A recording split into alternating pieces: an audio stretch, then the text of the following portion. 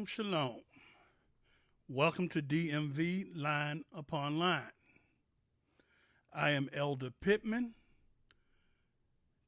Today's topic shall be, our disobedience does not change the promises of the Lord. Our disobedience does not change the promises of the Lord. The Word of God is faithful and never fails, and His promises are always true. Whether we are obedient or disobedient, the Lord Jehovah will not break any covenant nor alter anything that has come from His mouth. We must hear the word and get wisdom, knowledge, and understanding, or we will find ourselves in Jehovah's persecution or chastisement. Isaiah 41:10. Fear thou not, for I am with thee. Be not dismayed, for I am thy God. So we see here is encouragement for us not to fear anything. Fear thou not. Dread. Don't be afraid of anything. Why? For I am with thee. Be not dismayed. We are not to be discouraged, troubled, or terrified. Why? Because our God say, I am thy God. I will strengthen thee. Yea, I will help thee. Yea, I will uphold. He will sustain, provide his protection for us. He shall keep us under his care. I will uphold thee with the right hand of my righteousness. And by him upholding us, that includes all the promises that he has made. Proverbs 29:25a.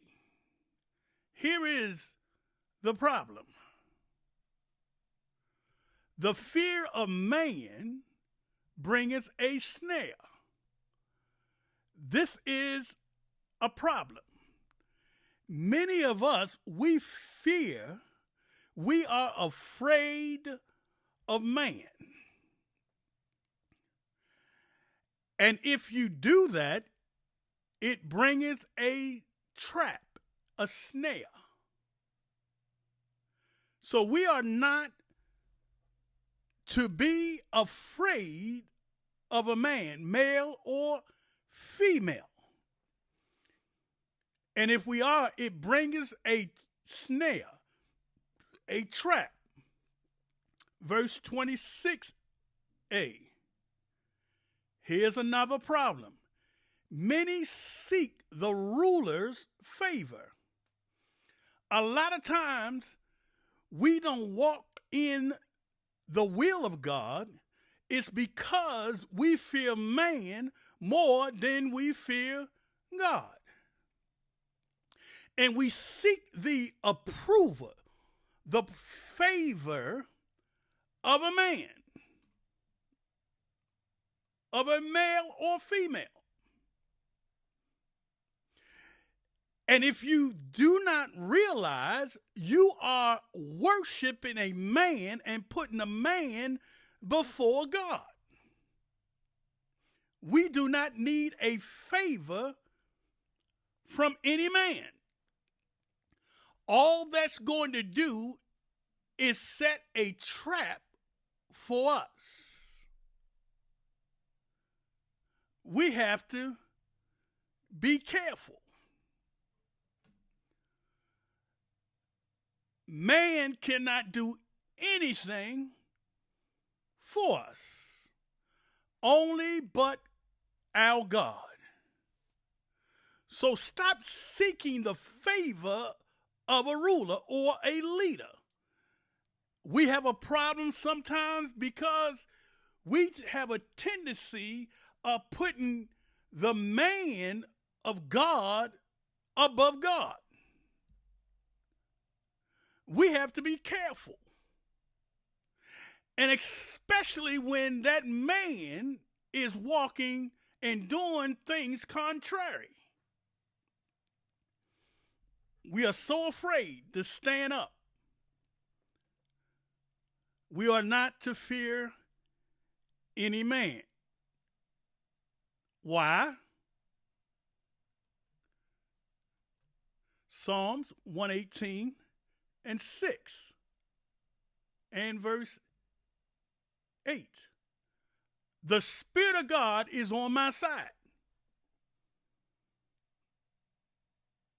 That's what we got to remember. I will not fear. There is no reason to fear, to dread, to be afraid. What can man do unto me? That's a question. And we need to answer it. Watch this. It is better to trust in the Spirit of God than to put confidence in man. Some of us have more confidence in a man, and because he is in a leadership position, and because he may teach the word, we have to make sure we don't elevate that man above God. It is better to trust. It is better to have the assurance. It is better to have the confidence in the Lord than to have confidence in man. Why? Matthew 10:28a. And fear not them which kill the body. Don't worry about what man can do to this physical body. However, are not able to kill the soul. He can't do anything to the spiritual body. So there's no reason to fear any man. He does not have a hell to put us in. So we have to understand that and stand firm on the word of God, no matter who becomes upset with you.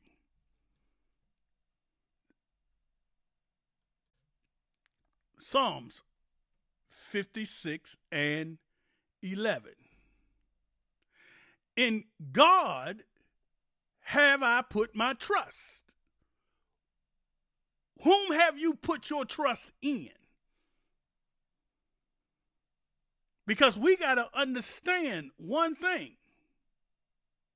Let God be true, and every man, male or female, a liar. In God have I put my trust. I put my assurance in, my confidence. I was talking to a 20-year-old young woman that's in truth and that stand up for the things of the Most High God. And because she stands up, she has been tested by them. She stood up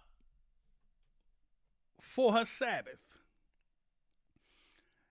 and they came against her. But she said, I put my trust, my assurance, my confidence in God. I will not be afraid what man can do unto me. Why? Because thy vows, thy promises are upon me, O God. And because of that,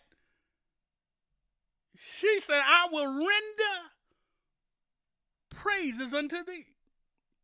I will give praises. I will offer what is due unto thee. No matter what, we need to stand firm in our faith. Matthew 5:11. Blessed are ye, wisdom given to her. Blessed are ye when men shall revile you, shall mock you, shall taunt, shall ridicule, shall despise, shall shame you, including persecute, harass you, excuse me, and shall say all manners of evil against you falsely for my sake. This is going to happen to us when we stand firm in our faith. So we don't have to worry, because our God promised, vowed to be with us. Deuteronomy 31, verse 1 and verse 8. Watch this. And Moses went and spake these words unto all Israel. 8. And the Spirit of God, he it is that does go before thee. We got to keep in mind, it is the Lord who go in the presence of us. He go before thee. He will be with thee. He will be with us no matter what. Guess what? He will not fail thee. He will not fail us, neither forsake thee. Fear not, neither be dismayed. Don't be afraid. Do not be discouraged. Don't be troubled. We have to understand what is going on. We have to be alert, have to be aware. 1 Peter 5 and 8. Be sober. We got to be of a sound mind. Be vigilant. Have self-control. Have awareness. And we must be watchful. Understand who is dwelling in these individuals. The Spirit of the devil. Because your adversary, contrary, he is contrary against you, against us. Who is that adversary? The devil. That spirit that resides in the children of disobedience. As comparing a roaring lion. Excuse me. What is his purpose? Walketh about. He's roaming. He's seeking whom he may devour, whom he may consume. And one thing we must understand, we as leaders must make sure that we do not rebel against God because of our position.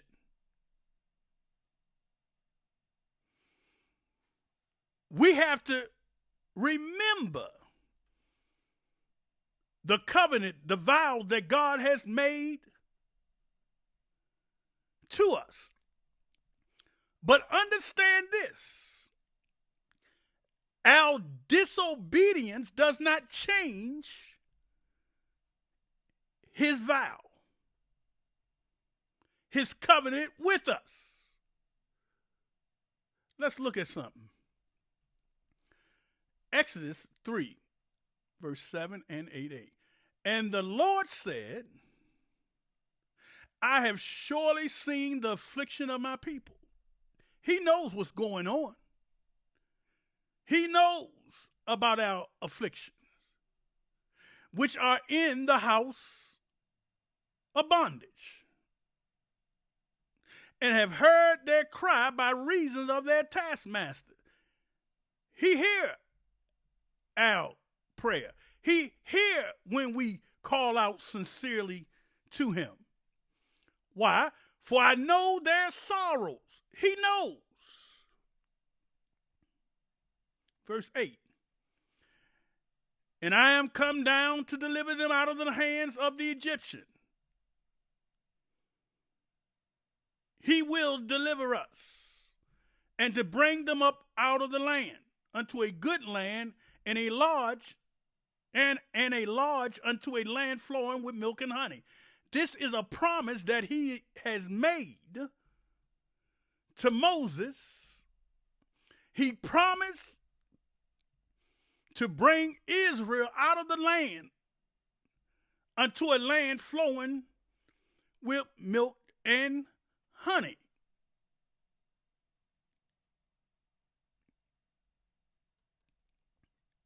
Exodus chapter 4, verse 28 through 30. And Moses told Aaron all the words of the Spirit of God who has sent him, and all the signs which he had commanded him. And Moses and Aaron went and gathered together all the elders of the children of Israel. Verse 30. And Aaron spake all the words which the Spirit of God had spoken unto Moses, and did the signs in the sight of the people. So the promise that God made, the vow that he made, he will hold to his vow, his promises to us. Let's look at something. Exodus 12, 36 through 38. And the Lord gave the people favor in the sight of the Egyptian, so that they lent unto them such things as they required. And they spoiled the Egyptian. Verse 37. And the children of Israel journeyed from Ramsey to Succoth, about 600,000 on foot, that were men besides children. And a mixed multitude went up also with them, and the flocks and herds, even very much cattle. See, we as leaders have to be careful and start thinking that this is us doing the thing. We have to be careful that pride and our self-righteousness don't step in. Let's look at something. Numbers, chapter 20. Remember the promise. The Lord said he's going to bring Israel out. And he did that. Verse 1 through 3, 6 through 8. Numbers 20. Then came the children of Israel, even the whole congregation, into the desert of Zin in the first month. And the people abode in Kadesh. And Miriam died there and was buried there. Verse 2. And there was no water for the congregation. And they gathered themselves together against Moses and against Aaron. Things get tight. We forget what the Lord has said. He's going to be a God to us. And we look at our situation and we become fearful. And we as leaders have a tendency to allow the people who are complaining to cause fear in us. Verse 3. And the people chode with Moses and spake, saying, would God that we had died when our brethren died in the presence of the Spirit of God? We start complaining. And Moses and Aaron start to be afraid of what the people were saying. Watch this. 6. And Moses and Aaron went from the presence of the assembly unto the door of the tabernacle of the congregation. And they fell upon their face. And the glory of the Spirit of God appeared unto them. They went where they supposed to go, into the presence of the Lord. Verse 7. And the Lord spake unto Moses, giving instructions, saying, take the rod, and gather thou the assembly together, thou including Aaron thy brother. And this is what you're going to do. And speak ye unto the rock in the presence of their eyes, and it shall give forth his water. And thou shalt bring forth to them water out of the rock. So thou shalt give the congregation and their beasts drink. Excuse me.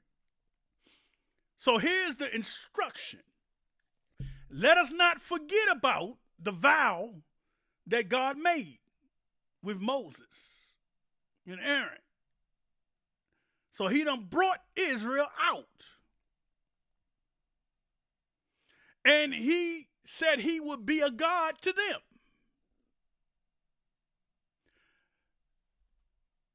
The people are murmuring. And Moses and Aaron went into the presence of the Lord. But let's look at something else. Numbers 20, verse 9 through 12. And Moses took the rod from before the Lord, and he commanded him, as he commanded him, 10. And Moses and Aaron gathered the congregation together before the rock.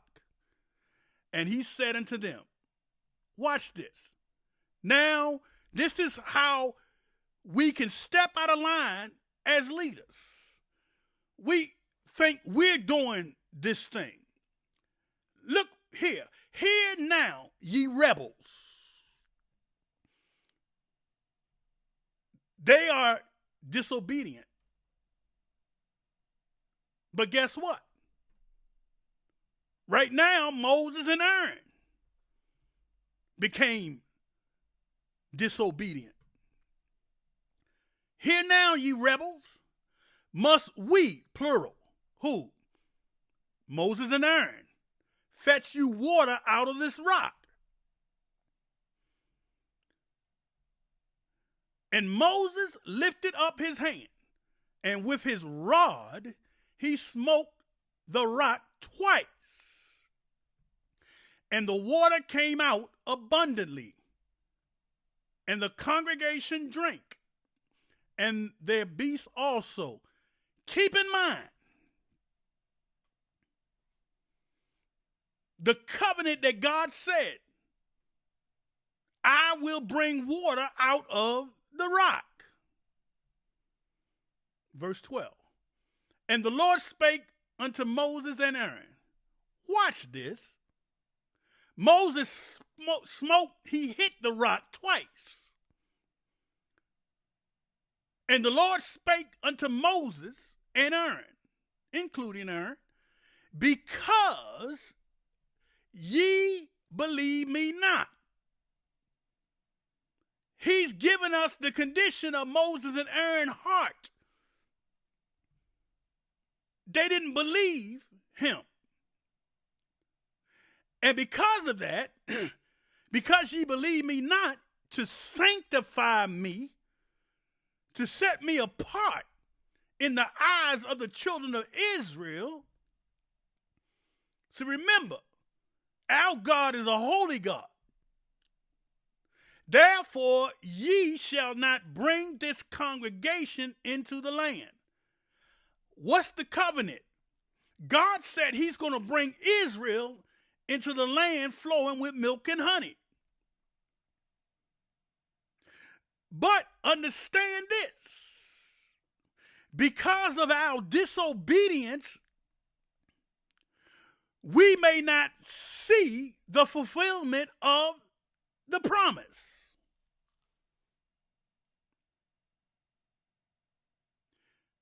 Therefore, ye shall not bring this congregation, who? Moses, into the land, which I give them. And because of this action that happened, look at verse 25. Moses already been told what he was not going to do. 25, take Aaron and Eleazar, his son, and bring them up unto Mount Hor, and strip Aaron of his garments, and put them upon Eleazar, his son,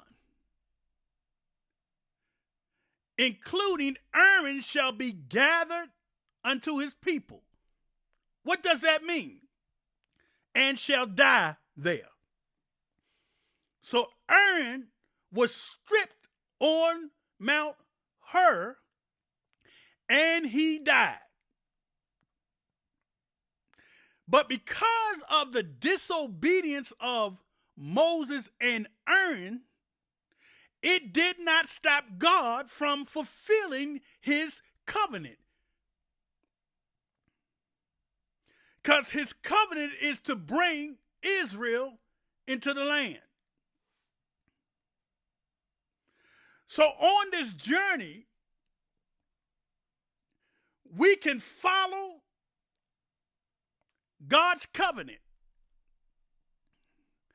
and we can be disobedient, and God deals with us just like he dealt with Aaron and Moses. Excuse me. 27. And Moses did as the Lord commanded. And they went up in Mount Hor in the sight of all the congregation. So we know that Aaron died. We have to watch ourselves that when we become angry, we don't sin. We have to watch ourselves and make sure that we don't break the covenant of God. We have to be careful that we don't trust in our own authority, in our own power. We begin to think that we're doing this thing. And we put ourselves before God. Ephesians 4:26-27. Be ye angry, but watch, and including sin not. Yeah, Moses was angry, but he sinned. He hit the rock instead of speaking to the rock. Just that little thing. Because our God is a holy God and his word shall not be altered no matter. He doesn't care how upset we get. If we're angry, we are still to be in obedience to his word. Be ye angry and sin not. Let not the sun go down upon your wrath. Why? Neither give place to the devil. And that's what happened. Moses and Aaron gave place to the devil. Israel was complaining too.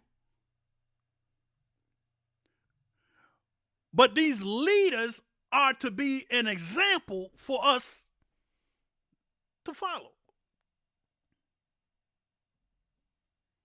Be angry and sin not. Why? Watch this. Deuteronomy 7:9. Know therefore that the Lord, the Spirit of God, thy God, he is God. The faithful God. Every promises he make, he's faithful to accomplish, to complete it. It matters not if we disobedient or obedient. It will not change his word. Moses and Aaron disobedient, it did not change the promise of God taking Israel into the promised land. Our disobedience does not affect the promises of God. And many of us think because you are obedient and you can affect and cause God to change his mind. I've heard people say this. That's your own self-righteousness. Know, therefore, that the Lord thy God, he is God, the faithful God, which keepeth covenant and mercy with them that love him, promise him. What did we promise? Excuse me. And keep his commandments to 1,000 generations. As long as we are here, we are to love him and to do 100% of what his covenant, his word, say to do. And his covenant will go down to thousands of generations. His word changes not. And we got to understand, our disobedience does not cause the covenant of God to change. Whatever God say he's going to do, he will complete it to the fullness. And our action does not change it regardless. So we have to be careful, especially leaders, that we don't get beside ourselves. And with that, I say shalom to each and every one. Shalom.